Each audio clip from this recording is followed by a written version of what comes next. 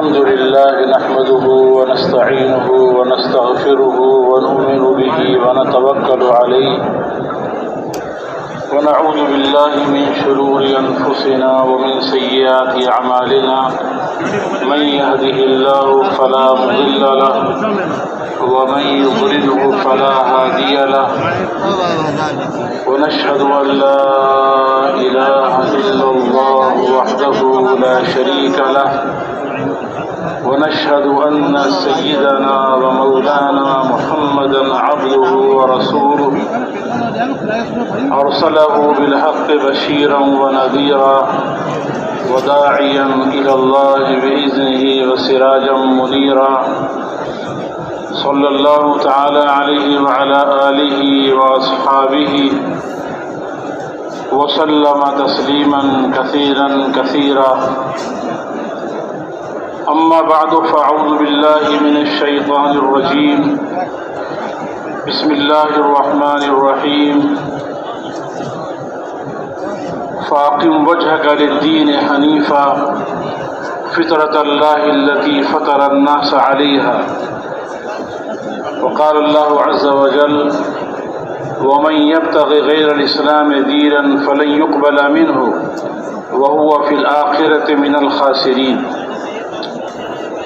وقال الله عز وجل يا أيها المدثر قم فأنذر وربك فكبر وثيابك فطهر والرجز فاهجر ولا تمنن تستكثر ولربك فاصبر وقال الله عز وجل يا أيها المزمل قم الليل إلا قليلا وقال الله عز وجل فلعلك باخع نفسك على آثارهم إن لم يؤمنوا بهذا الحديث أسفا وقال رسول الله صلى الله عليه وسلم نذر الله امرأ سمع مقالتي فوعاها ثم أداها كما سمعها فرب مبلغ أوعى من سامع او كما قال صلی اللہ علیہ وسلم۔ میرے محترم دوست اور بزرگوں، جس طرح انسان آنکھوں سے دیکھتا ہے، کان سے سنتا ہے، زبان سے بولتا ہے، ہاتھوں سے پکڑتا ہے، پاؤں سے چلتا ہے، دماغ سے سوچتا ہے، اسی طرح ہر انسان دنیا اور آخرت میں دین اسلام کے ذریعے کامیاب ہوتا ہے۔ کامیابی کا ایک ہی راستہ ہے اور وہ اللہ کا دین ہے۔ ان الدین عند اللہ الاسلام۔ جیسے دیکھنے کا ایک ہی راستہ ہے، دوسرا کوئی راستہ نہیں ہے۔ سننے کا ایک ہی راستہ ہے، بولنے کا ایک ہی راستہ ہے۔ اسی طرح دنیا اور آخرت میں کامیابی کا، عزت کا، سکون اور اطمینان کا، زندگی کے بننے کا، دنیا اور آخرت کے سارے مسائل کے حل کا ایک ہی راستہ ہے اور وہ اللہ کا دین ہے، دین اسلام ہے۔ دنیا میں یہ تو ممکن ہے کہ انسان کی زبان نہ بولے اور جسم کے اور اعضاء بولنا شروع کر دے، جیسے قیامت کے دن اللہ تعالیٰ منہ پر مہر لگا دیں گے اور انسان کی زبان نہیں بولے گی، اس کے جسم کے اور اعضاء بولنا شروع کر دیں گے۔ الیوم نختم علی افواہہم وتکلمنا ایدیہم وتشہد ارجلہم بما کانوا یکسبون۔ ہم ان کے منہ پر مہر لگا دیں گے اور زبان سے بولنے کی اجازت نہیں ہوگی، اور ان کے ہاتھ بولیں گے اور پاؤں بولیں گے، جسم کے سارے اعضاء بولنا شروع کر دیں گے زبان کے علاوہ، اور وہ یہ بتائیں گے کہ ہم نے دنیا میں کیا کیا کام کیے تھے ان اعضاء کے ذریعے۔ تو یہ تو ممکن ہے، لیکن یہ بالکل ممکن نہیں کہ ایک آدمی کی زندگی میں دین نہیں ہے لیکن پیسہ بہت زیادہ ہے، اب وہ پیسے کے ذریعے دین کے بغیر کامیاب ہو جائے، یہ ممکن نہیں ہے۔ ایک آدمی کی زندگی کے اندر دین نہیں ہے لیکن اس کے پاس عہدہ بہت بڑا ہے، بادشاہ ہے، وزیر ہے، اور بہت بڑا عہدہ اس کے پاس دنیا کا موجود ہے، اب وہ اس عہدے کے ذریعے دین کے بغیر کامیاب ہو جائے، یہ ممکن نہیں ہے۔ ایک آدمی کے پاس زندگی میں دین نہیں ہے لیکن تجارت کے بہت بڑے بڑے نقشے اس کے پاس موجود ہے، بہت بڑا تاجر ہے، اب وہ اپنی صرف تجارت کے ذریعے دین کے بغیر کامیاب ہو جائے، یہ ممکن نہیں ہے۔ ایک آدمی کے پاس بہت بڑی زمینیں ہیں اور بہت بڑا وہ زمیندار ہے لیکن دین زندگی میں نہیں ہے، اب وہ زمینداری کے ذریعے کامیاب ہو جائے، یہ ممکن نہیں ہے۔ یہ اللہ تعالیٰ کا ایسا اٹل فیصلہ ہے اور یہ ایسی اللہ کی سنت ہے کہ جو اللہ تعالیٰ کبھی بھی تبدیل نہیں کرتے۔ فَلَن تَجِدَ لِسُنَّتِ اللَّهِ تَبْدِيلًا وَلَن تَجِدَ لِسُنَّتِ اللَّهِ تَحْوِيلًا۔ اس لیے کامیابی کا راستہ، خوشحالی کا راستہ، عزت کا راستہ، اطمینان اور سکون کا راستہ، زندگی کے بننے کا راستہ، مسائل کے حل ہونے کا راستہ صرف اور صرف وہ اللہ کا دین ہے، دین اسلام ہے۔ اور یہ دین اسلام وہ مبارک دین ہے اور وہ بہترین ضابطہ حیات ہے جو اللہ تعالیٰ نے اپنے علم کامل کے ساتھ اپنے بندوں کو خود پسند کر کے دیا ہے کہ میرے بندو، میں تمہارا رب ہوں اور تمہیں پیدا کرنے والا ہوں، میں نے تمہیں عدم سے وجود دیا ہے، اس دنیا میں تمہیں بھیجا ہے، اور میں تمہیں ناکام دیکھنا نہیں چاہتا، میں تمہیں کامیاب دیکھنا چاہتا ہوں، میں تمہیں ذلت میں نہیں دیکھنا چاہتا، میں تمہیں دنیا میں بھی عزت کے ساتھ دیکھنا چاہتا ہوں، میں تمہیں بے چین دیکھنا نہیں چاہتا، میں دنیا کے اندر بھی تمہیں اطمینان اور سکون کے ساتھ دیکھنا چاہتا ہوں، میں تمہاری زندگیوں کو بگاڑنا نہیں چاہتا، تمہاری زندگیوں کو بنانا چاہتا ہوں، اس لیے میں نے تمہیں کسی اور کے حوالے نہیں کیا، تمہاری عقلوں کا بھی تمہیں محتاج نہیں بنایا کہ اپنی عقل سے سوچ کے کامیابی کا راستہ خود متعین کرو، اس لیے کہ انسانوں کی عقل تو ناقص ہے، انسانوں کا علم ناقص ہے، انسان کا دیکھنا بھی ناقص ہے، انسان کا سننا بھی ناقص ہے، انسان کی طاقت بھی ناقص ہے۔ اگر اس کے حوالے کیا جاتا کہ بھئی خود اپنے لیے کوئی کامیابی کا راستہ تلاش کرو، تو یہ بیچارہ غلط راستے میں بھٹکتا رہتا اور کامیاب نہیں ہو سکتا تھا۔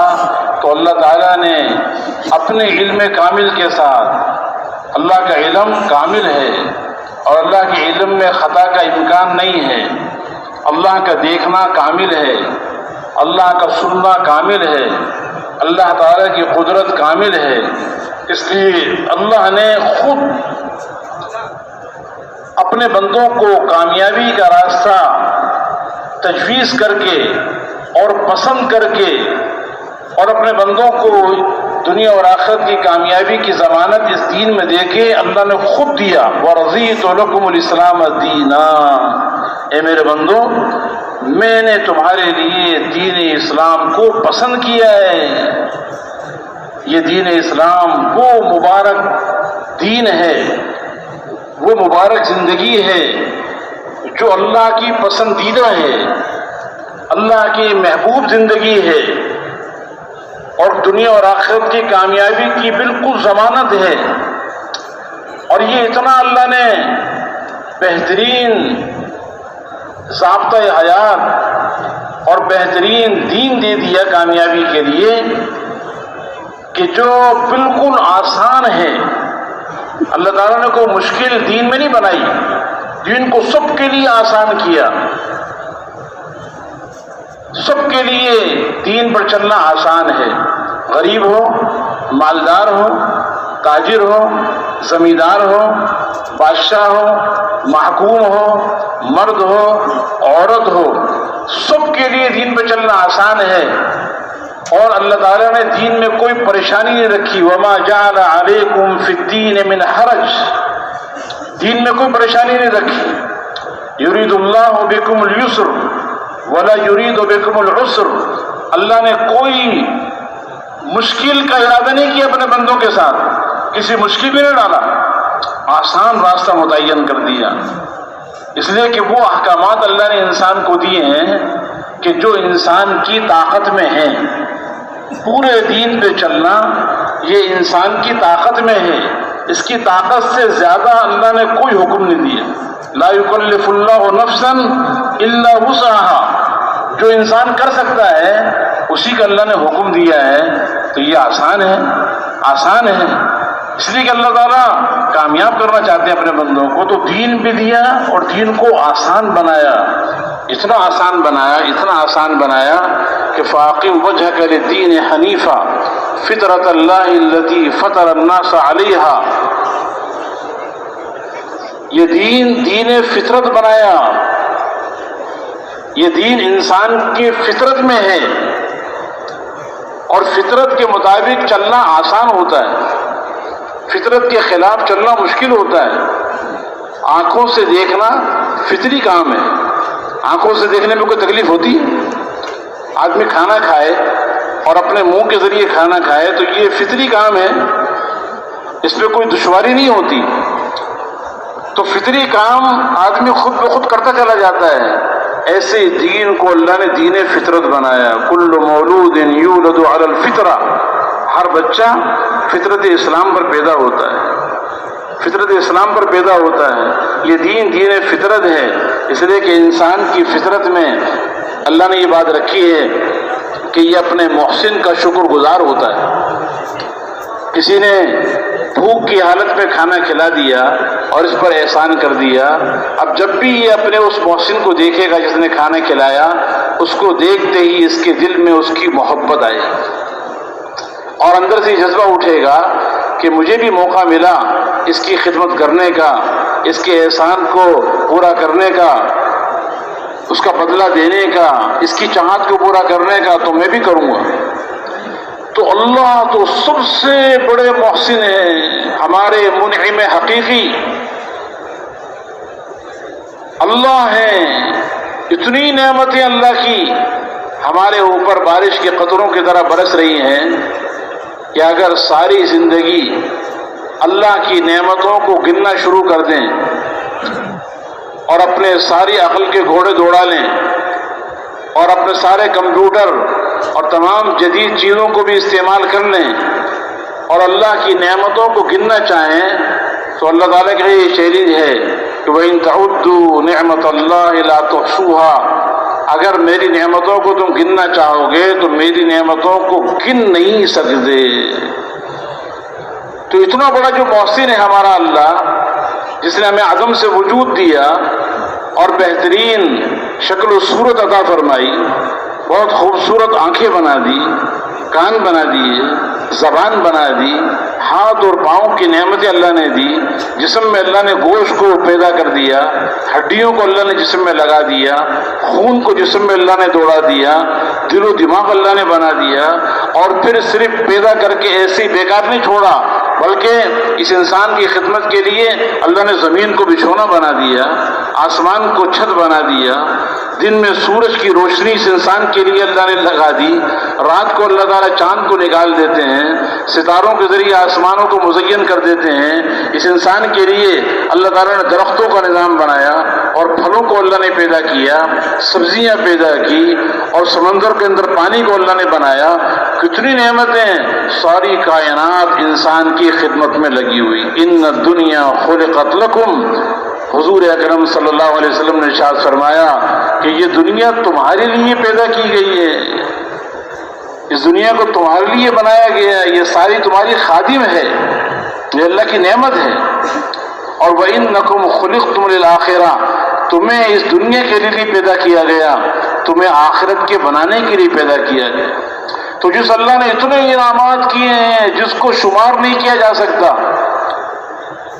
اس اللہ سے کتنی محبت ہونی چاہیے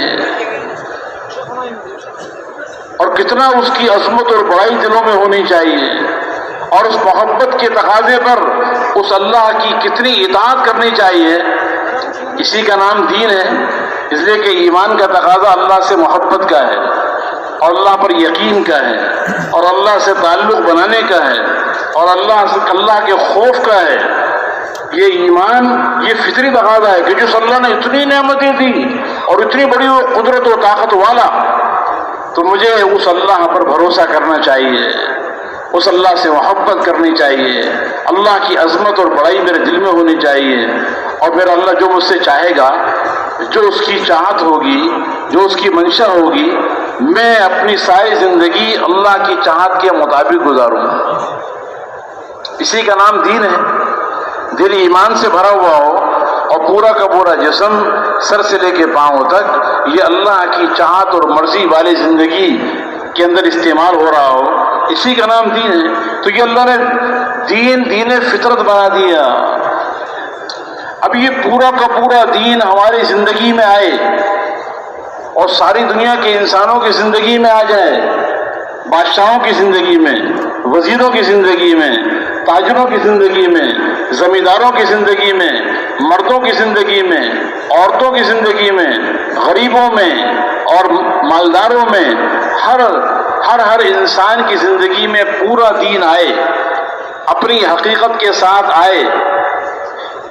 اس لیے کہ اللہ کے جتنے وعدے ہیں وہ پورے دین کے ساتھ ہیں، ناقص دین کے ساتھ اللہ کے وعدے نہیں ہیں، اور دین کی حقیقت کے ساتھ اللہ کے وعدے ہیں، دین کی خالی شکل و صورت کے ساتھ وعدے نہیں ہیں۔ تو یہ پورا دین اپنی حقیقت کے ساتھ ساری دنیا کے انسانوں کی زندگی میں آ جائے، تاکہ جتنے وعدے اللہ نے قرآن و حدیث میں کیے ہیں اس دین پر وہ وعدے پورے ہو جائیں، تو یہ دنیا بھی انسانوں کے لیے جنت بن جائے گی اور آخرت بھی ان کی بن جائے گی۔ دنیا میں بھی اللہ ان کو چمکائے گا، آخرت میں بھی اللہ ان کو چمکائے گا، اس لیے کہ زندگی اس کی اللہ چمکائے گا جو دیندار بن کے زندگی گزارے گا۔ پیسے سے زندگی نہیں چمکتی، مال سے زندگی نہیں بنتی، تجارت سے مسائل حل نہیں ہوتے، حکومت سے کام نہیں بنتے۔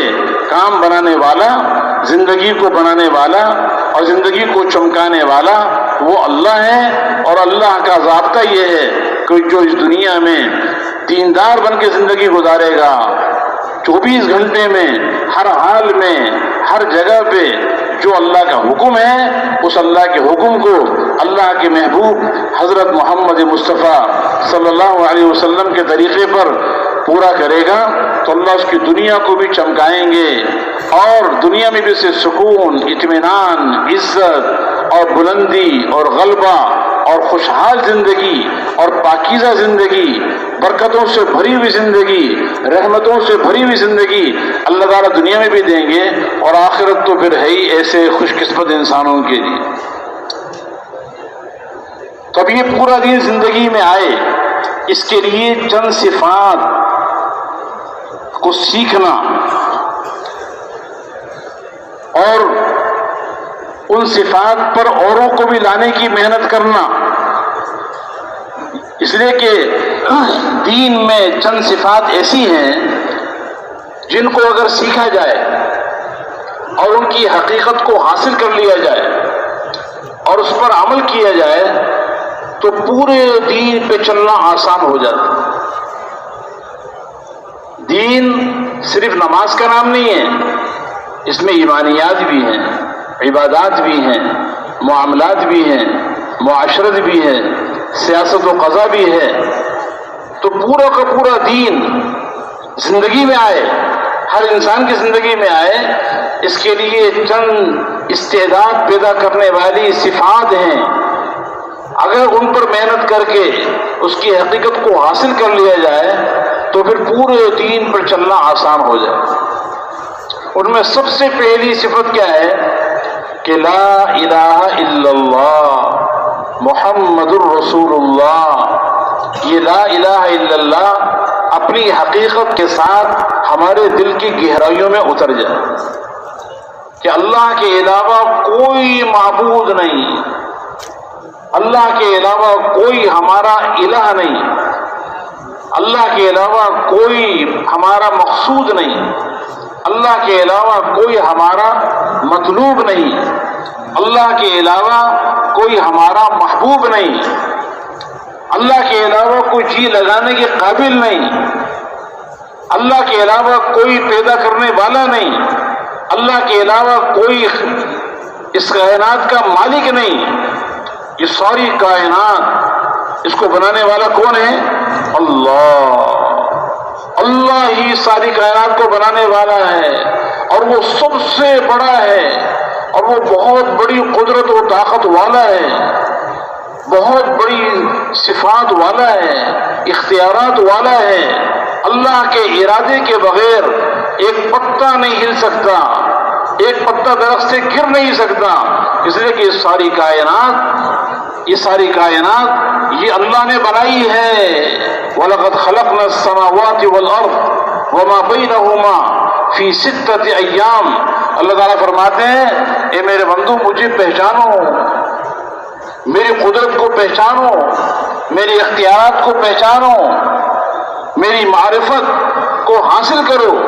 میں کون ہوں؟ میں وہ قدرت و طاقت والا ہوں کہ میں نے یہ ساتوں آسمان جو تمہیں آج نظر آ رہے ہیں، یہ ساتوں آسمان ان کو میں نے اپنے امر کن سے بنایا ہے۔ یہ ساتوں زمینیں ان کو پیدا کرنے والا میں ہوں۔ اللہ کا ارادہ ہوا آسمان بنانے کا تو ساتوں آسمان بن گئے۔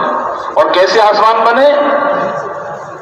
ساتوں آسمان پہ در پہ اللہ نے بنائے، اور اتنے خوبصورت بنائے کہ پورے آسمان میں کہیں پر کوئی شگاف نظر نہیں آتا، کوئی عیب نظر نہیں آتا۔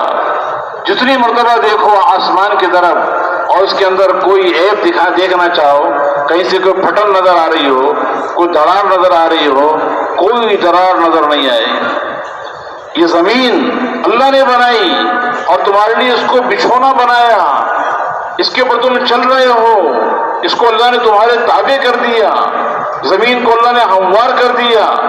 اس زمین کو بنانے والا بھی اکیلا اللہ ہے۔ اور اس ساتوں آسمان اور زمین کے درمیان میں جو کچھ نظر آ رہا ہے یا نظر نہیں آ رہا، یہ سب اللہ نے بنایا ہے۔ یہ سورج خود نہیں بنا، اس کو اللہ نے پیدا کیا ہے۔ اس سورج میں روشنی اللہ نے پیدا کی ہے۔ یہ چاند خود نہیں بن گیا، بلکہ یہ چاند اللہ کے بنانے سے بنا ہے۔ اس کے اندر چاندنی اللہ نے رکھی ہے۔ یہ آسمان پہ ستارے نظر آ رہے ہیں، یہ بڑے بڑے ستارے اور سیارے، ان کو پیدا کرنے والا اکیلا اللہ ہے۔ یہ جتنے سمندر نظر آ گئے ٹھاٹے مارتے ہوئے، ان سارے سمندروں کو پیدا کرنے والا کون ہے؟ ان سمندروں میں پانی کو پیدا کرنے والا کون ہے؟ ان سمندروں کو تمہارے تابع کرنے والا کون ہے؟ اللہ نے سمندروں کو انسانوں کے تابع کر دیا، انسانوں کے کام میں لگا دیا، اور ان سمندروں کے اندر اللہ نے تازہ گوشت کو رکھ دیا۔ اور اس سمندر کے اندر انسان کے لیے اللہ نے ایک ایسا موتی اللہ سمندر میں پیدا کرتے ہیں جو انسان کی زینت کا ذریعہ بن جاتا ہے۔ یہ سب کچھ کرنے والا کون ہے؟ یہ پوری کائنات کا نظام چلانے والا، اس کو عدم سے وجود دینے والا اکیلا اللہ ہے، اور وہی خالق ہے، اس کے علاوہ کوئی خالق نہیں۔ جتنا درخت دنیا میں نظر آ رہے ہیں، ان سارے درختوں کو پیدا کرنے والا اللہ، ان درختوں کے اندر ٹہنیاں بنانے والا اللہ، ان ٹہنیوں میں پتے لگانے والا اکیلا اللہ ہے، اور ان ٹہنیوں میں پھلوں کو پیدا کرنے والا اللہ ہے۔ مختلف قسم کے پھل اللہ نے پیدا کر دیے، سبزیاں اللہ نے پیدا کر دی۔ یہ پوری کائنات کا نظام اللہ نے بنایا ہے۔ فرشتوں کو پیدا کرنے والا کون ہے؟ وہ بھی اللہ ہے۔ جنات کو بنانے والا کون ہے؟ اللہ ہے. انسانوں کو پیدا کرنے والا کون ہے؟ اکیلا اللہ ہے. تو اللہ ہی خالق ہے، اور جتنی کائنات اللہ نے بنائی ہے، کائنات کا ذرہ ذرہ یہ اللہ ہی کی ملکیت میں ہے. ایسا نہیں ہے کہ پیدا اللہ نے کر دیا اب اس کا مالک کسی اور کو بنا دیا، بلکہ اس کائنات کے ذرے ذرے پر، کائنات کی ہر ہر چیز پر اکیلے اللہ کی ملکیت ہے، اللہ کا قبضہ ہے. اور یہ ساری کائنات اور ساری کے ساری مخلوق، اس پر اللہ کا تصرف چلتا ہے. اللہ تعالیٰ جس طرح چاہیں اس کائنات کو استعمال کرتے ہیں. اللہ بڑی قدرت و طاقت والا ہے. تو اللہ کی قدرت و طاقت کا یقین دلوں میں آئے، لا الہ الا اللہ، یہ دلوں کی گہرائی میں اتر جائے کہ ہمارا اللہ کتنا بڑا ہے. اللہ اکبر الاکبر، اللہ سب بڑوں کا بڑا ہے، اللہ کے سامنے کوئی بڑا نہیں.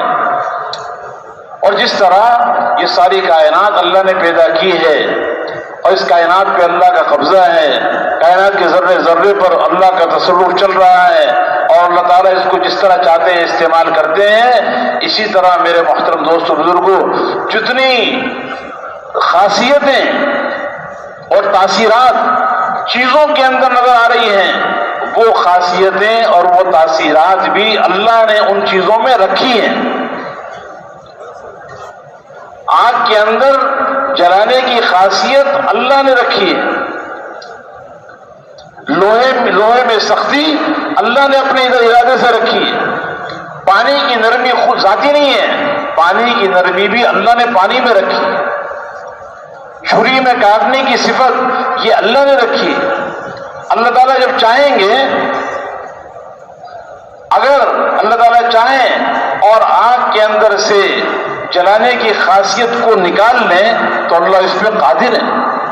جیسے ابراہیم علیہ السلام کو بہت دہکتی ہوئی آگ میں پھینکا گیا اور اللہ کا حکم آ گیا آگ کو، یا نار کونی بردا وسلاما علی ابراہیم، اے آگ ٹھنڈی ہو جا اور سلامتی والی ہو جا میرے ابراہیم کے اوپر. تو آگ جلتی رہی. آگ کی خاصیت جلانا ہے، اللہ کا ارادہ ہوا، اس میں سے جلانے کی صفت کو اللہ نے نکال لیا. آگ جل رہی ہے اور ابراہیم علیہ السلام اس آگ کے اندر آرام سے چل رہے ہیں، پھر رہے ہیں، اور ان کا ایک بال بھی نہیں جلا، جسم کے کپڑے کا ایک تار نہیں جلا، اس لیے کہ اللہ نے اس کی جلانے کی صفت کو نکال لی. پانی میں ڈبونے کی خاصیت اللہ نے رکھی ہے. جب اللہ چاہیں گے تو یہ پانی ڈبوئے گا. اللہ نے اگر چاہا کہ یہ پانی نہ ڈبوئے تو یہ پانی ڈبو نہیں سکتا. اسی لیے حضرت موسیٰ علیہ السلام اپنی پوری قوم بنی اسرائیل کو لے کے نکلے ہیں اور بحر قلزم کے اندر داخل ہو گئے اللہ کے حکم سے. اور کیا ہوا؟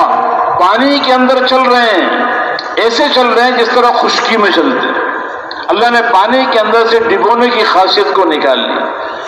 اور فرعون جیسے ہی اس سمندر میں داخل ہوا اور اس کے سارے جو قبطی تھے وہ بھی داخل ہو گئے، اللہ نے دوبارہ پانی کی صفت کو ظاہر کر دیا اور موسیٰ علیہ السلام اور ان کی ساری قوم آرام سے پانی میں چل چل کے اور سمندر سے پار ہو گئی.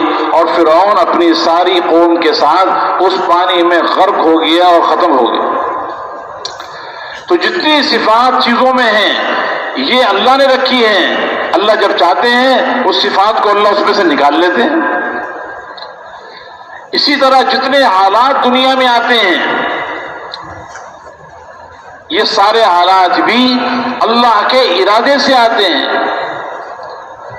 حالات چیزوں کے ذریعے نہیں آتے کہ مال زیادہ ہوگا تو زندگی اچھی بن جائے گی، مال کم ہوگا تو زندگی بگڑ جائے گی، اسلحہ ہوگا تو حفاظت ہوگی، اسلحہ نہیں ہوگا تو ہلاکت ہوگی. ایسا نہیں ہے، بلکہ جتنے حالات دنیا میں آتے ہیں یہ حالات بھی اللہ کے ارادے سے آتے ہیں.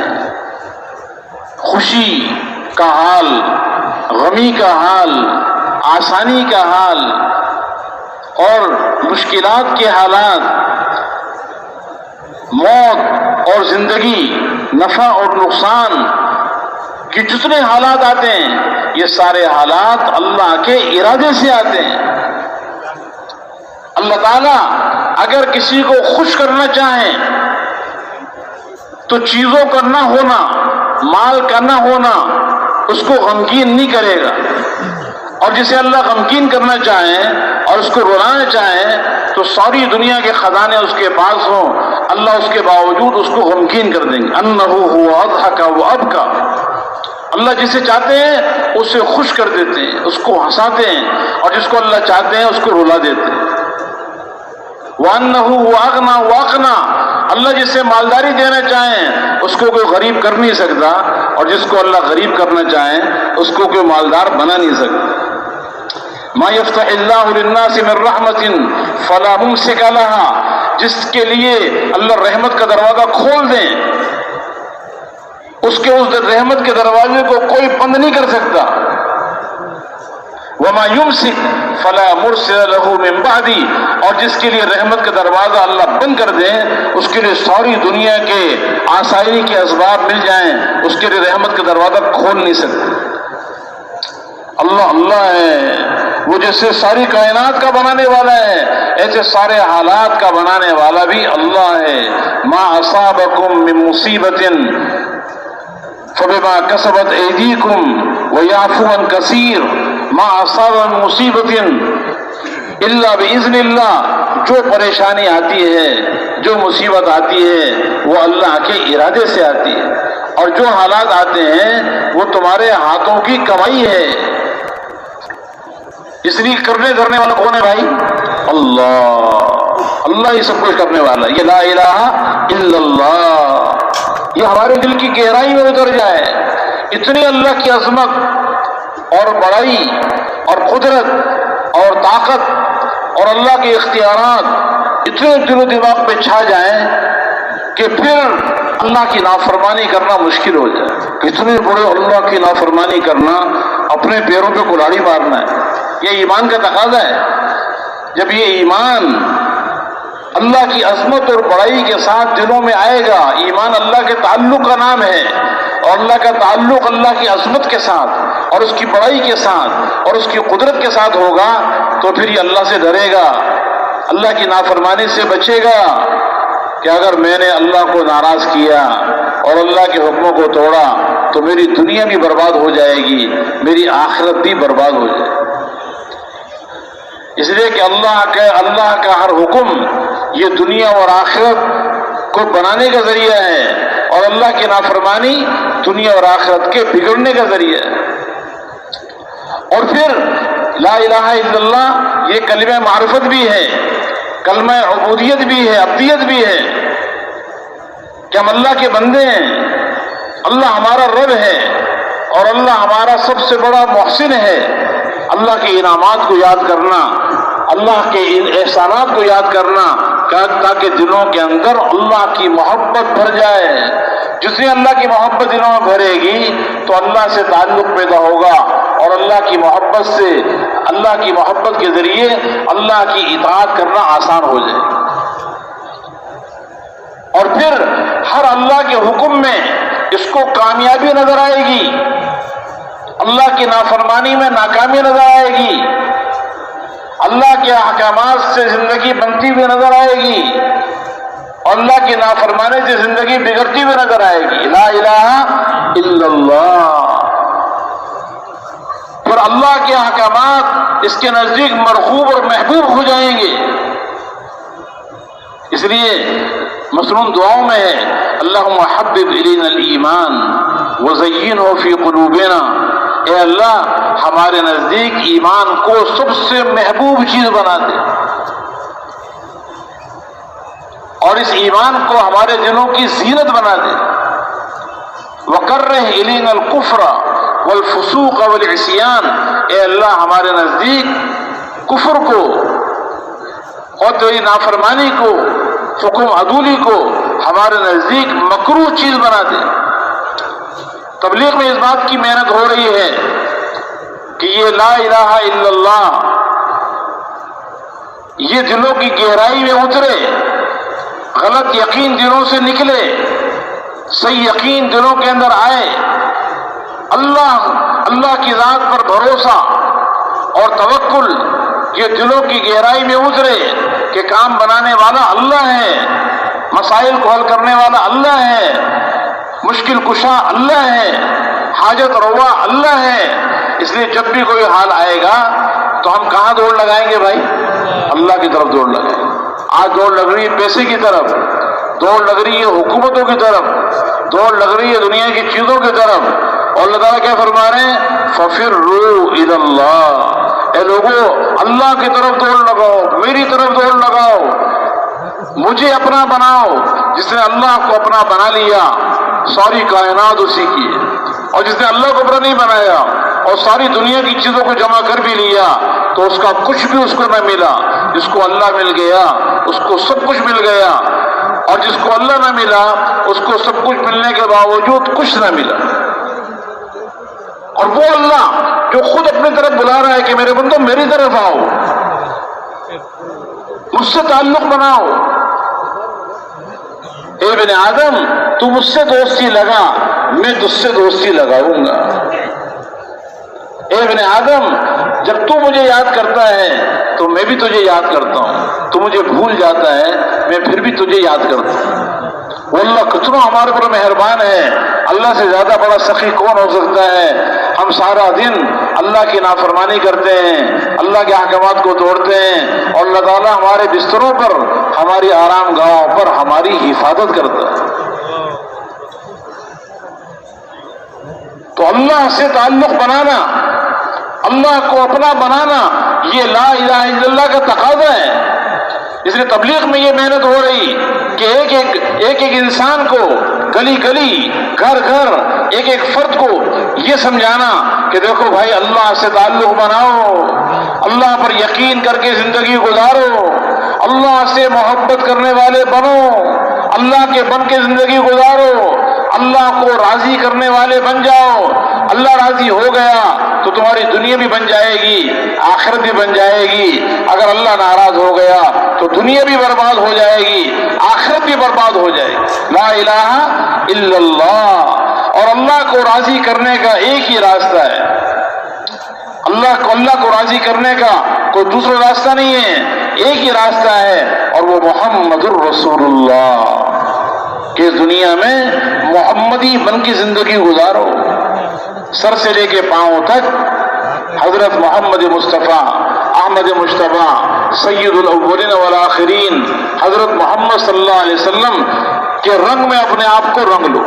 اس لیے اس کائنات کا سب سے بڑا، اس کائنات کا دولہا اور اس کائنات میں اللہ کا سب سے زیادہ محبوب اور اللہ کا سب سے زیادہ لاڈلا، جس کو اللہ نے سارے نبیوں کا سردار بنایا، سارے نبیوں کا امام بنایا، جو نبیوں کا بھی نبی ہے، جو اس کائنات کا دولہا ہے، جس کو اللہ نے ایسی عزت دی ہے کہ کسی بادشاہ کو، کسی وزیر کو، کسی مال والے کو نہ وہ ملی ہے اور نہ قیامت تک ملے گی۔ وہ عزت کی چوٹی پر اللہ نے اس کو پہنچایا۔ اس لیے جو اللہ کو راضی کرنا چاہتا ہے، اللہ تک پہنچنا چاہتا ہے، اللہ کا محبوب بننا چاہتا ہے، تو ایک ہی راستہ ہے کہ حضرت محمد صلی اللہ علیہ وسلم کی اتباع کرنے والا بن جائے۔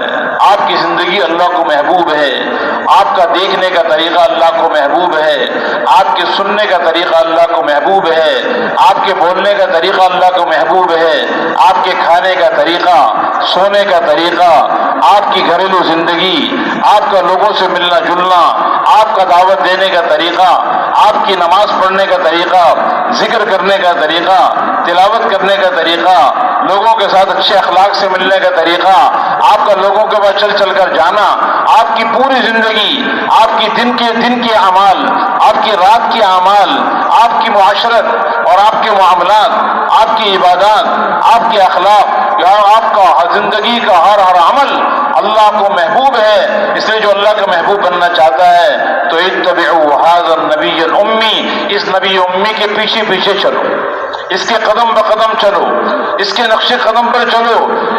آپ وہ مبارک زندگی لے کر آئے ہیں، وہ مبارک سنتیں لے کر آئے ہیں، وہ مبارک دین لے کر آئے ہیں جو کامل ترین دین ہے، کامل ترین دین ہے، جس کو اللہ تعالیٰ نے پسند کیا ہے۔ اس لیے آپ کی اتباع، آپ کی ایک ایک سنت یہ ساتوں زمین سے، ساتوں آسمان سے، زمین و آسمان کے درمیان جو کچھ بھی ہے اس سب سے زیادہ ایک ایک سنت زیادہ قیمتی ہے۔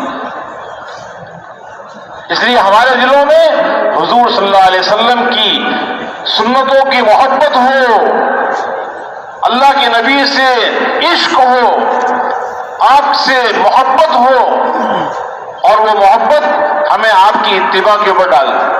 جو محمدی بن کے زندگی گزارے گا اس کے لیے جینا بھی آسان ہوگا، مرنا بھی آسان ہوگا۔ جینا بھی آسان، مرنا بھی آسان، اور جو محمدی بن کے زندگی نہیں گزارے گا اس کے لیے جینا بھی مشکل اور اس کے لیے مرنا بھی مشکل ہوگا۔ اس لیے اللہ سے تعلق بنانے کا راستہ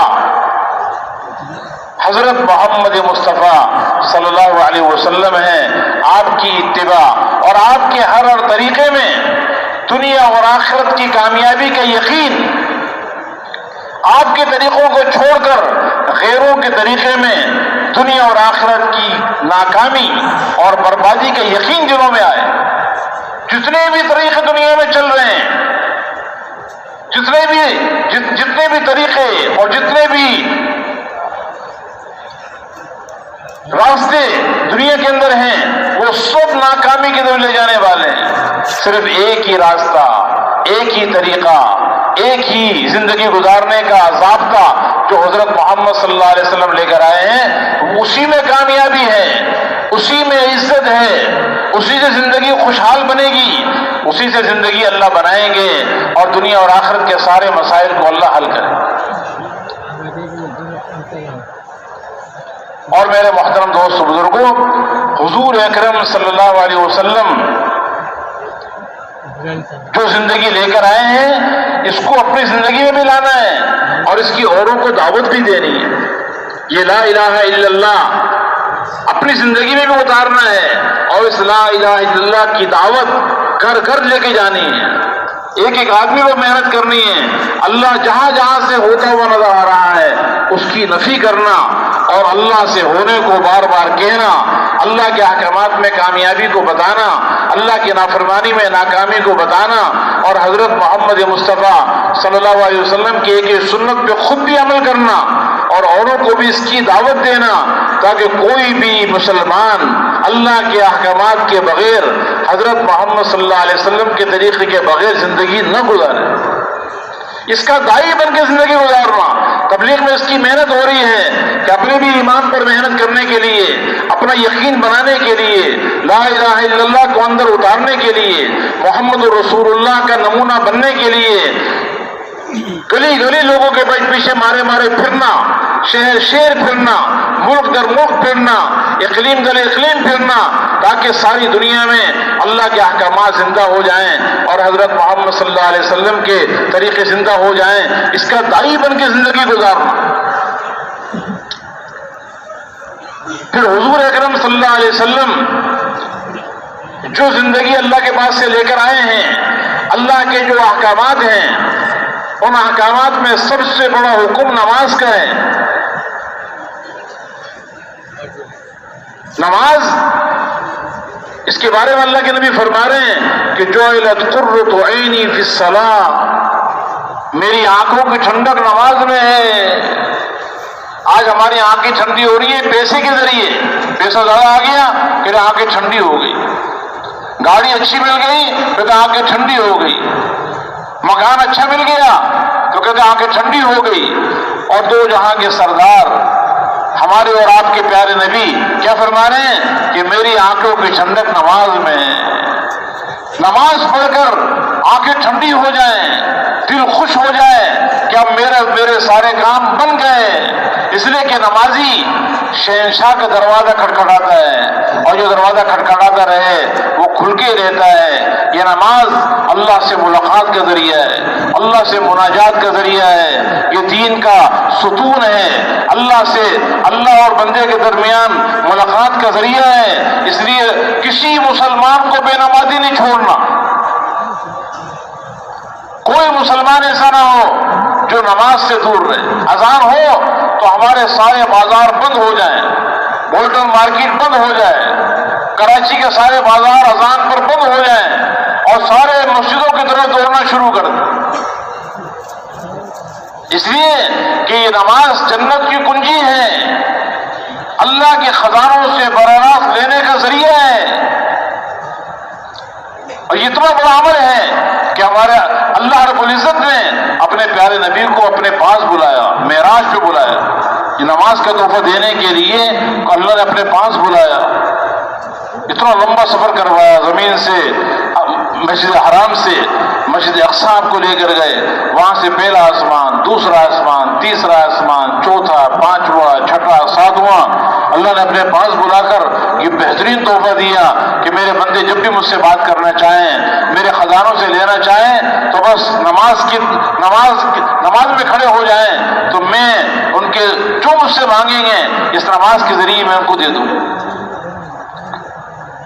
تو اپنی نماز پر محنت کرنا، وہ دیندار بن نہیں سکتا جس کی نماز ٹھیک نہ ہو، اس نے فرمایا قد افلح المؤمنون الذین هم فی صلاتهم خاشعون، تحقیق پکی بات ہے وہ ایمان والے کامیاب ہو گئے، فلاح کو پہنچ گئے کہ جو اپنی نمازوں میں خشوع کرتے ہیں، خشوع خضوع سے نماز پڑھتے ہیں، دل بھی اللہ کی طرف متوجہ ہے نماز میں اور اللہ کی محبت میں ڈوبا ہوا ہے، اللہ کے دھیان کے ساتھ نماز پڑھ رہے ہیں، اللہ کو راضی کرنے کے جذبے کے ساتھ نماز پڑھ رہے ہیں، اور پورا کا پورا جسم حضور صلی اللہ علیہ وسلم کے طریقے پر جسم استعمال ہو رہا ہے، اور پورا کا پورا جسم اللہ کے حکم کے مطابق استعمال ہو رہا ہے، آنکھیں اور کان اور زبان اور ہاتھ اور پاؤں کہ پورا کا پورا جسم اللہ کے حکم میں استعمال ہو رہا ہے، اللہ کی نافرمانی میں استعمال نہیں ہوتا۔ جب یہ نماز بن جائے گی تو کیا ہوگا؟ ان الصلاۃ تنہی عن الفحشاء والمنکر، یہ نماز ہر قسم کے فحش کام سے، ہر منکر سے روک دے گی۔ اس نماز میں اللہ نے بڑی تاثیر رکھی ہے، اس لیے اس کو دین کا ستون قرار دیا گیا، اور سب سے پہلے انسان کے اعمال میں نماز کا حساب ہوگا۔ نماز صحیح نکل آئی تو سارے کے سارے اعمال ٹھیک نکل آئیں گے، اس کی تجارت بھی، زمیندارہ بھی، حکومت بھی، ملازمت بھی، گھر کی زندگی، باہر کی زندگی، اس کی آنکھوں کا عمل، کان کا عمل، زبان کا عمل، جو کچھ یہ جسم سے کرتا ہے وہ سارے کام ٹھیک ہوں گے، اللہ کے حکم کے مطابق ہوں گے اگر اس کی نماز ٹھیک ہو۔ نماز اگر صحیح ہو گئی تو پھر اس کے جتنی بھی عبادات ہیں وہ ساری عبادات بھی ٹھیک ہو جائیں گی۔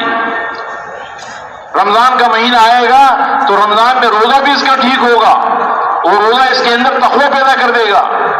زکوٰۃ دینے کا حکم آئے گا تو زکوٰۃ کے ذریعے اس کے اندر سے بخل نکل جائے گا۔ اس پہ اگر حج فرض ہو گیا تو یہ حج ایسا کرے گا، اس حج کے ذریعے اس کے اندر اطاعت کا مادہ پیدا ہو جائے گا، اور یہ پورے دین پہ چلنے والا بن جائے گا۔ اس لیے میرے محترم دوستوں، بزرگوں، اپنی نمازوں پر محنت کرنا دیندار بننے کے لیے ضروری ہے۔ 20 سال پہلے جیسے نماز پڑھ رہے تھے آج بھی وہی نماز چل رہی ہے تو بتاؤ زندگی کیسے بدلے گی؟ اس لیے نماز کا اہتمام، وضو بغیر اسراف کے وضو کرنا، وضو بھی صحیح ہو، پھر نماز صحیح ہو، اس میں قیام اور رکوع اور قرات اور سجدہ، نماز کا ظاہر بھی ٹھیک ہو، نماز کا باطن بھی ٹھیک ہو۔ جس کی نماز بن گئی اس کی زندگی بن جائے گی، جس کی نماز جاندار اس کی زندگی شاندار ہو جائے گی۔ پھر اس کی آنکھیں غلط استعمال نہیں ہوں گی۔ جب نماز میں آنکھیں صحیح ہوئی تو باہر نکل کر بازار میں دکان پر بیٹھ کر بھی اس کی نگاہیں غلط استعمال نہیں ہوں گی۔ نماز میں اس کی زبان صحیح استعمال ہوئی، اب نماز کے باہر بھی اس کی زبان صحیح استعمال ہوگی۔ اس کے کان نماز میں صحیح استعمال ہوئے تو نماز کے باہر بھی اس کے کان صحیح استعمال ہوں گے۔ اس کا دل نماز میں اللہ کی محبت میں ڈوبا رہا، اللہ کے دھیان سے نماز پڑھتا رہا تو نماز کے علاوہ کاروبار میں جاتے ہوئے، بازار میں جاتے ہوئے، گھر میں رہتے ہوئے اس وقت بھی اس کا دل صحیح چلے گا۔ اس لیے اپنی نمازوں پر محنت کرنا اور کسی مسلمان کو بے نمازی نہ چھوڑنا، گھر گھر جا کر ایک ایک مسلمان کو نماز کے فضائل سنا کر اس کی منت سماجت کر کے اسے نمازی بنانے کی محنت کرنا۔ حضور صلی اللہ علیہ وسلم دنیا سے پردہ فرما رہے ہیں اور جاتے جاتے آپ نے امت کو کیا وصیت کی؟ الصلاۃ وما ملکت ایمانکم، اے میرے امتیوں نماز کا اہتمام کرنا اور اپنے ماتحتوں کا خیال کرنا۔ یہ نماز اتنا بڑا عمل ہے کہ اللہ کے نبی دنیا سے جا رہے ہیں اور جاتے جاتے اپنی امت کو نماز جیسے عظیم عمل کے لیے وصیت کر کے جا رہے ہیں کہ نماز نہ چھوڑنا اور ماتحتوں کا بھی خیال رکھنا۔ بعض علماء کرام فرماتے ہیں نماز سے مراد گویا کہ حقوق العباد ہیں، سارے حقوق اللہ ہیں، سارے حقوق اللہ نماز میں آ گئے، اور غلاموں کو خیال رکھنے سے مراد حقوق العباد ہیں۔ تو گویا کہ پورے دین کے اللہ کے نبی وصیت کر کے جا رہے ہیں۔ تو ہمارے محلوں میں، ہمارے شہروں میں کوئی مسلمان بے نمازی نہ رہے، ہر ایک کو نمازی بنانا اور اس نمازی کو بھی داعی بنانا یہ ہمارا کام ہے۔ جب نماز ٹھیک ہو جائے گی تو دیندار بننا آسان ہو جائے گا۔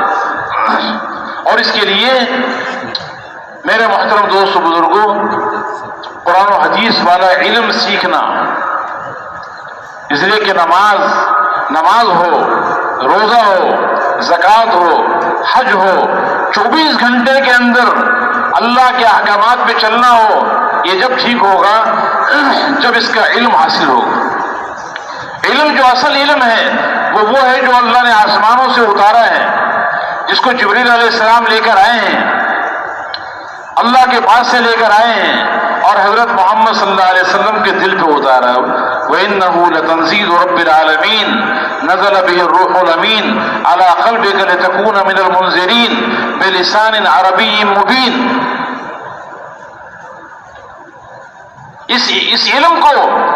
اس علم کو پانی کے ساتھ اللہ کے نبی نے مجھے تشبیہ دی کہ مثل ما بعثني الله به من الهدى والعلم كمثل الغيث، جس علم کو اور ہدایت کو اللہ نے مجھے دے کے بھیجا ہے اس کی مثال بارش کے پانی کی طرح۔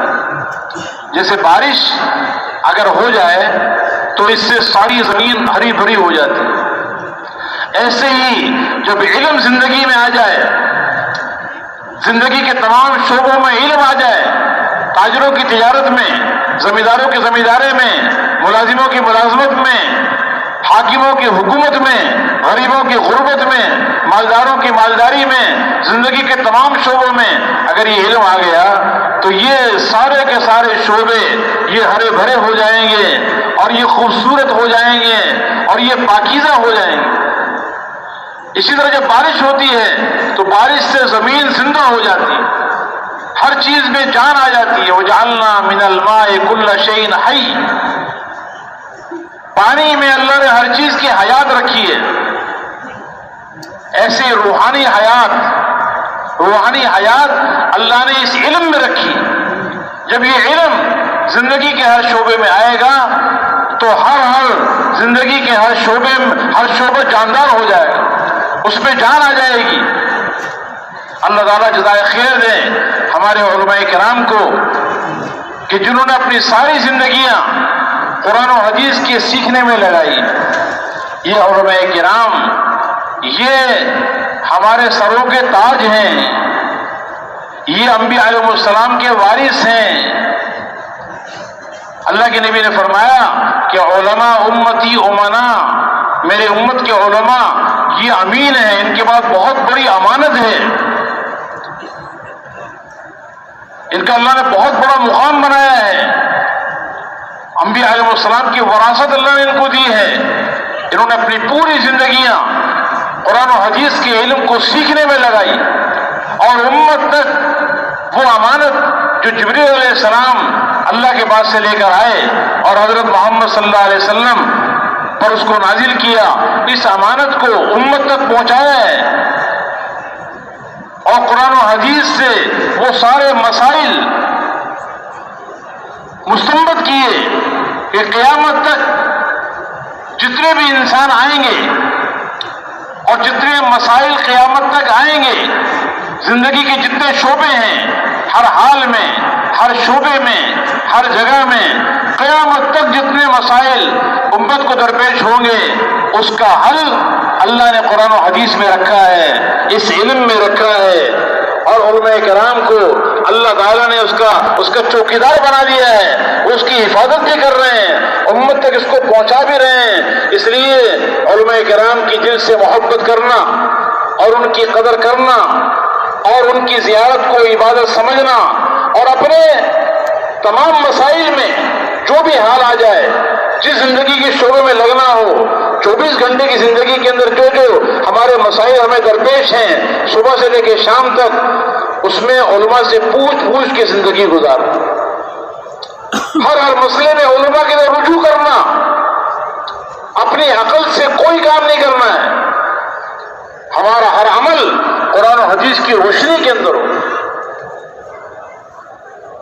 اللہ نے ہمیں بہت سعادت عطا فرمائی کہ اللہ کا شکر ہے، ہمارے ہندوستان پاکستان میں خاص طور پر اللہ نے علماء کرام کو پیدا کر دیا، اور وہ پوری زندگی اس میں لگائے ہوئے ہیں۔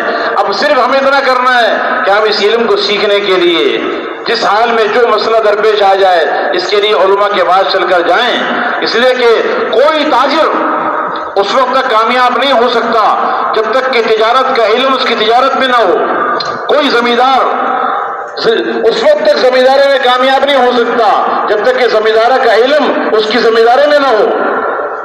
اس لیے تجارت کا علم تجارت کا دین تاجروں کی زندگی میں آئے، زمینداری کا دین زمینداروں کی زندگی میں آئے، بادشاہوں کی زندگی میں بادشاہت کا دین آئے، وزیروں کی زندگی میں وزارت کا دین آئے، جج کی زندگی میں، قاضی کی زندگی میں قضا کا دین آئے، مالداروں کی زندگی میں مالداری کا دین آئے، غریبوں کی زندگی میں غربت کا دین آئے، مزدوروں کی زندگی میں مزدوری کا دین آئے۔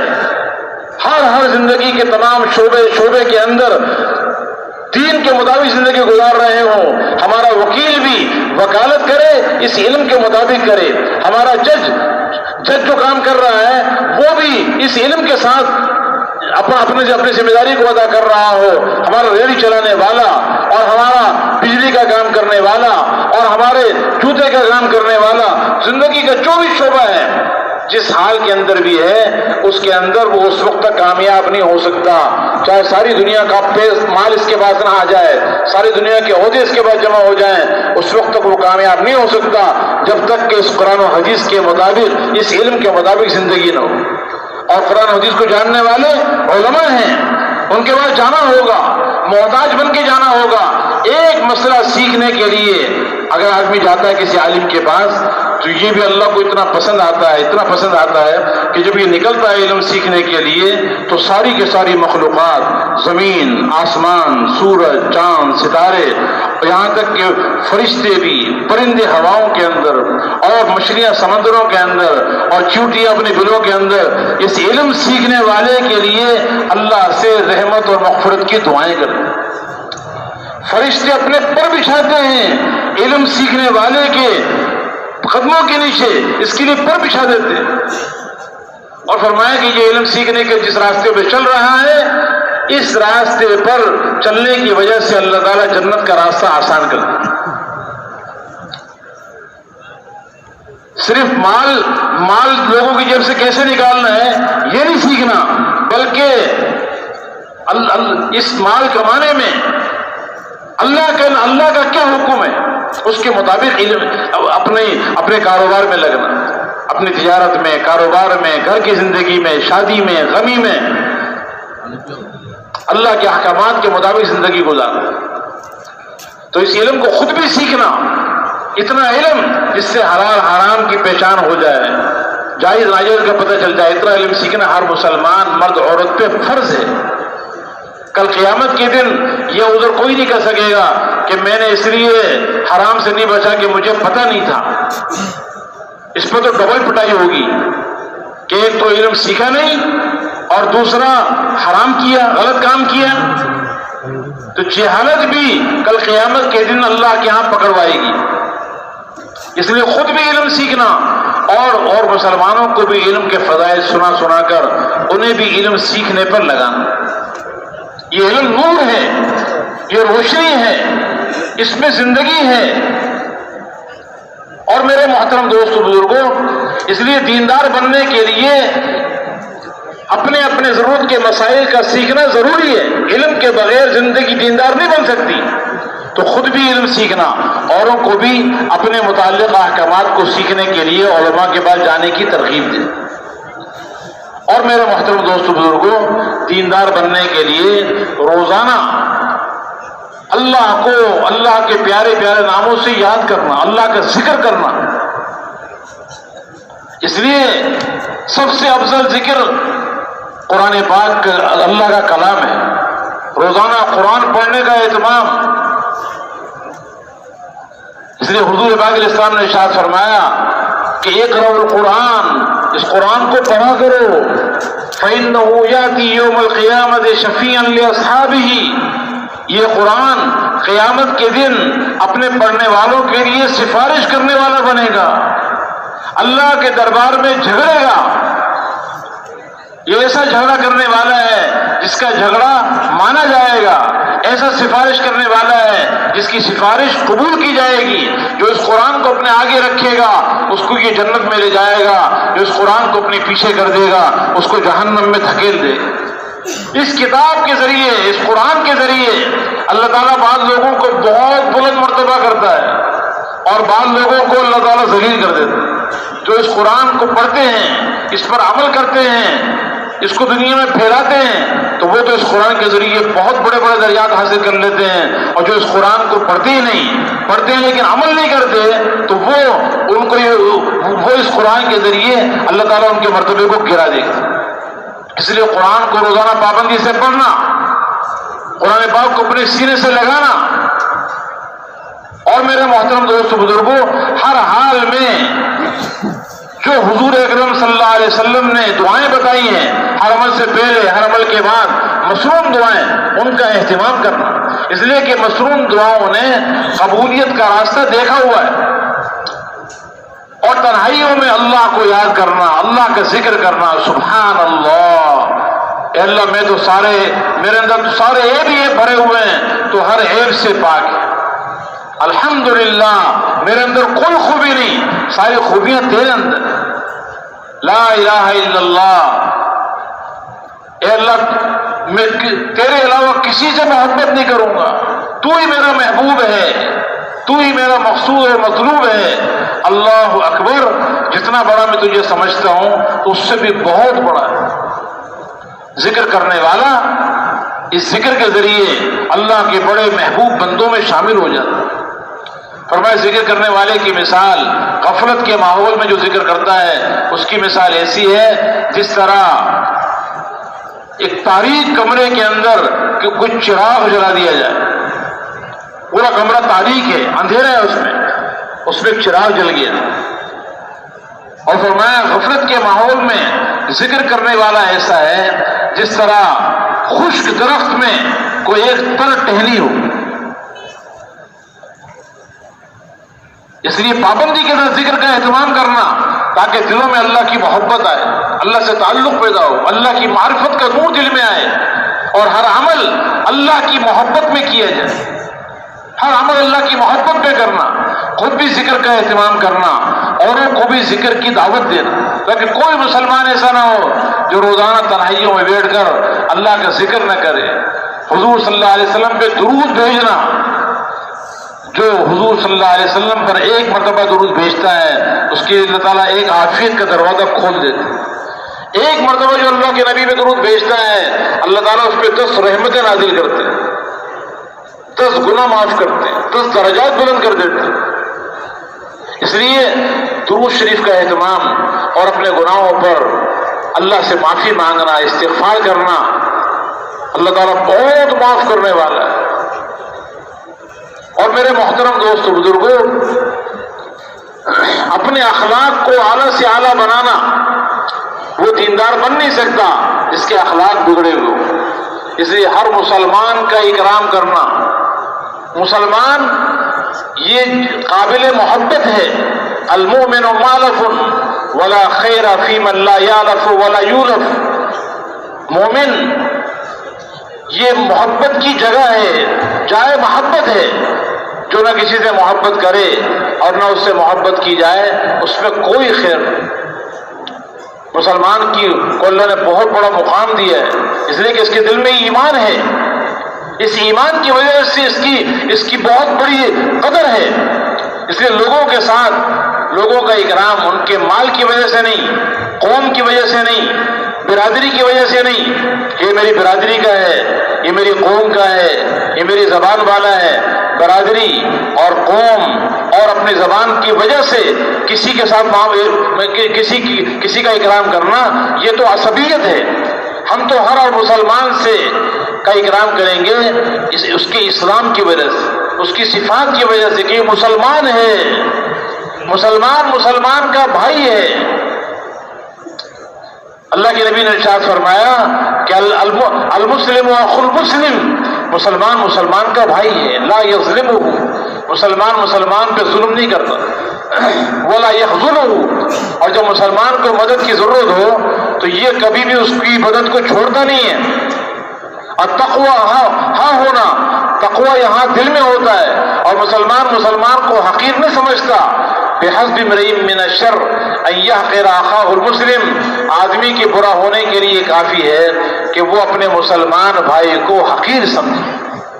ہر مسلمان کو اپنے سے بہتر سمجھنا، ہر مسلمان کا اکرام کرنا، ہر ایک کے ساتھ تواضع سے پیش آنا، نرمی سے پیش آنا. نرمی ہر چیز کو خوبصورت بنا دیتی ہے. حضور پاک علیہ السلام نے ارشاد فرمایا کہ اے عائشہ، نرمی کو لازم پکڑنا. علیک بالرفق، نرمی کو لازم پکڑنا. فإن الرفق لا يكون في شيء إلا زانه، نرمی جس چیز میں آ جاتی ہے اس کو خوبصورت بنا دیتی ہے. اور اے عائشہ، وإياك والعنف والفحش، سختی سے اپنے آپ کو بچانا. اس لیے کہ سختی جس چیز میں بھی آتی ہے اس کو عیب دار بنا دیتی ہے. اس لیے ہمارے اندر تواضع ہو، عاجزی ہو، نرمی ہو، درگزر کرنا، معاف کرنا، ہر ایک کے حق کو ادا کرنا، غصے پہ قابو پانا. اس لیے کہ غصہ ان الغضب لیفسد الایمان کما یفسد الصبر العسل، غصہ آدمی کے ایمان کو ایسے کڑوا کر دیتا ہے اور اتنا خراب کر دیتا ہے جس طرح ایلوا اگر شہد میں ڈالا جائے تو شہد کو بھی کڑوا کر دیتا ہے. اس لیے ہر مسلمان سے محبت کرنا، مسلمانوں کی خوبیاں دیکھنا، مسلمانوں کی کمیوں کو نہ دیکھنا، بلکہ ہر ایک کی خوبی پہ نگاہ کرنا، اپنی کمیوں کو دیکھنا، اوروں کو خوبیوں کو دیکھنا. کسی مسلمان کا مذاق نہیں اڑانا، کسی مسلمان کو برے القاب سے نہیں پکارنا، کسی مسلمان کی غیبت نہیں کرنی. غیبت سے دل پھٹ جاتے ہیں. اور فرمایا غیبت کرنا یعنی جو عیب کسی مسلمان میں موجود ہے، ذکر کا اخاک بما یکرہ، کسی مسلمان کی اس عیب کا ذکر کرنا جو اس کو ناپسند ہے، اگرچہ موجود بھی ہے، اس کا ذکر کرنا یہ غیبت ہے. اور غیبت زنا سے بڑا گناہ ہے. غیبت کرنا ایسے ہے جیسے اپنے سگے مردہ بھائی کے گوشت کو کھانا.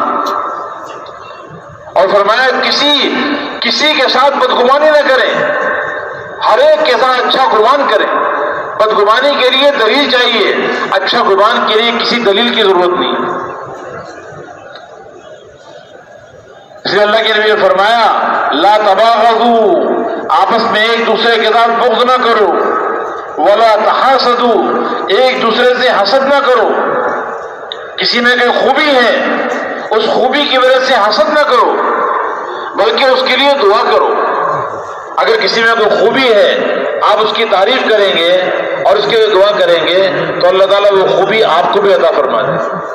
کسی میں کمی نظر آ گئی اس کی کمی کو اچھالو نہیں، کسی مسلمان کی آبرو ریزی نہیں کرنی. ان من ارب الربا الاستدارۃ فی عرض المسلم بغیر حق. فرمایا سب سے بدترین سود مسلمان کی آبرو ریزی ہے. اس لیے ہر ایک کے ساتھ اچھے اخلاق سے پیش آنا. حسن اخلاق یہ اعمال، ترازو اعمال میں سب سے زیادہ وزن اچھے اخلاق کا ہوگا.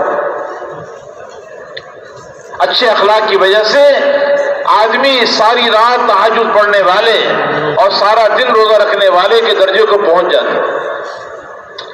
اس لیے فرمایا کہ اخلاق کا معیار کیا ہے؟ صل من قطعک. جو رشتہ دار تم سے توڑنے کے کام کرے اس سے جوڑ پیدا کرو. تم جوڑنے کے کام کرو، وہ توڑنے کے کام کر رہا ہے، تم جوڑنے کے کام کرو. واعف عمن ظلمک. جو تم پہ ظلم کرے اس کو معاف کر دو، درگزر کر دو. حضور اکرم صلی اللہ علیہ وسلم 13 سال مکے میں مشرکین مکہ نے آپ پہ کتنے ظلم ڈھائے، اور 8 سال مدینہ منورہ میں فتح مکہ 8ویں سال میں ہوئی ہے، تو 13 سال اور 8 سال میں لگے کتنے ہوئی؟ 21 سال. 21 سال جن لوگوں نے آپ پہ ظلم کیا، آپ کے ساتھ زیادتی کی، آپ کو تکلیفیں پہنچائی، آپ کے سارے خاندان کو تکلیف پہنچائی، آپ کے صحابہ کرام پہ ظلم کرتے رہے. لیکن حضور اکرم صلی اللہ علیہ وسلم جب مکے میں فاتحانہ داخل ہوئے 10,000 کے لشکر کے ساتھ، آپ نے سب کو معاف کر دیا. اور فرمایا کہ آج میں تمہیں وہ کہتا ہوں جو حضرت یوسف علیہ السلام نے اپنے بھائیوں کو کہا تھا، جن بھائیوں نے ان کو کنویں میں ڈالا، ان کو بیچا گیا، کتنی زیادتی ان کے ساتھ کی. آج میں بھی تمہیں وہ کہتا ہوں لا تثریب علیکم اليوم. اس لیے ہم بھی معاف کرنا سیکھیں. ہر حق والے کا حق ادا کرنا. کسی نے قرضہ لیا ہے اس کے قرضے کو وقت پہ ادا کرنا.